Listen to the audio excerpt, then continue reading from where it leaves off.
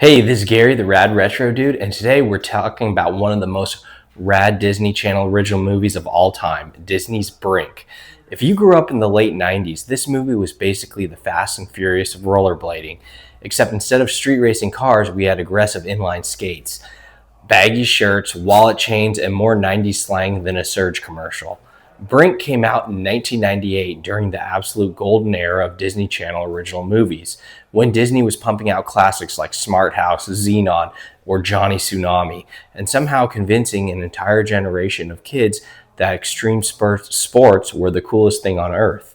The movie follows Andy Brink Brinker, played by Eric Von Detten, and his crew of friends known as the Soul Skaters. The Soul Skaters live by one simple rule: they skate for fun and not for money. Because in the 90s, authenticity was everything.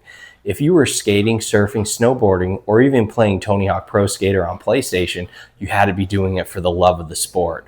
Otherwise, you were a sellout. And nobody wanted to be called a sellout in the 90s.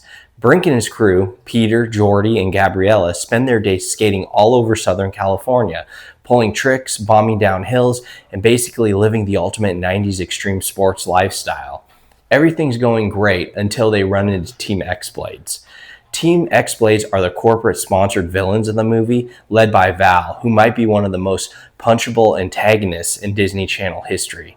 Val and his crew skate for money, wear matching jerseys, and basically represent everything the Soul Skaters stand against. The tension between the two groups builds fast, and early in the movie they race through the school, which ends badly when Team X-Blade skater Boomer gets seriously injured.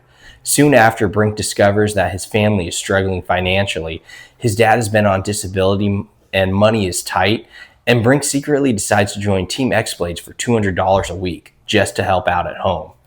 Now, this is where the movie actually gets deeper than most people remember, because Brink isn't joining for fame. He isn't joining for ego. He's joining because he wants to help his family. And honestly, that hits a little different watching it as an adult. As kids, we just saw the cool skating. As adults, we understand the pressure of wanting to step up for your family. But Brink keeps it a secret from his friends, and when they find out, they feel completely betrayed. Because again, 90s code, you skate for fun, not for money. Things escalate into a downhill race between Brink and Gabriella, but Val sabotages the course by dumping gravel on the road, causing Gabriella to crash hard. And now Brink has lost everything. His friends don't trust him, his reputation is gone, and he realizes he's starting to become exactly like Val. Eventually, Brink has a heart-to-heart with his dad, who reminds him that character matters more than money. Brink quits Team X-Blades, throws a milkshake in Val's face, which honestly might be one of the most satisfying moments in Disney Channel history, and challenges Val to settle things at the big skating competition. With the help of his friends, Brink forms Team Pup and Suds. Yes, sponsored by a dog grooming shop, which is peak 90s movie logic, and the final race comes down to Brink versus Val. Brink wins, obviously, because good beats evil, fun beats greed, and the Soul Skaters prove that passion matters more than sponsorships.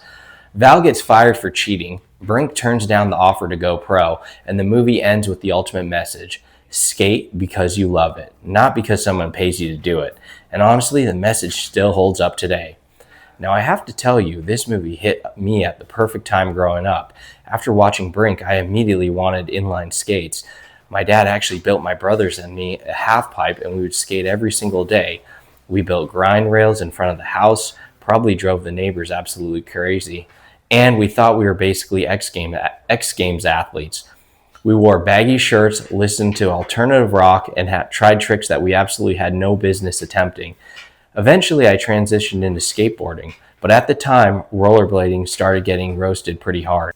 People used to call inline skaters fruit booters, which at the time was basically social death for a teenager. And now that I'm an adult and have kids of my own, I've strapped the blades back on, and honestly, they were just as fun as they were in the 90s. And the best part is, now nobody cares. Inline skating is actually making a comeback, and it turns out fruit booters were just ahead of their time. Now here are some cool facts many people may not know about Brink. Eric Von Detten, who played Brink, was basically Disney royalty in the late 90s. He also voiced Sid in Toy Story, appeared in The Princess Diaries, and showed up in several other Disney projects. The movie was filmed in Southern California, and many of the skating scenes were performed by professional aggressive inline skaters. Several stunt doubles were used for the more technical tricks because skating in this movie is actually legit.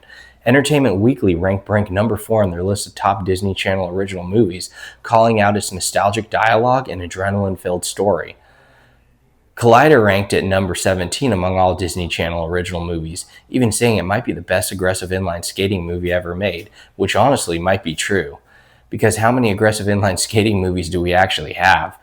Brink also perfectly captures 90s culture: bright colors, extreme sports obsession, rebel attitude, and the classic message of staying true to yourself. The soundtrack alone feels like a time capsule of the late 90s. Watching this movie instantly transports you back to a time when the internet made dial-up noises. Everyone had frosted tips, and extreme sports were everywhere. For me, Brink isn't just a movie, it's a time machine. It reminds me of being outside all day, building ramps, trying tricks, and not worrying about anything except what time the streetlights come on. So for the nostalgia, for the positive message, for inspiring an entire generation to put on inline skates, I give Disney's Brink a Rad Retro rating of 9 out of 10. If you enjoyed this trip back to the 90s, make sure to subscribe to Rad Retro, dude, because we have plenty more nostalgic classics coming your way. And remember, skate for fun, not for money.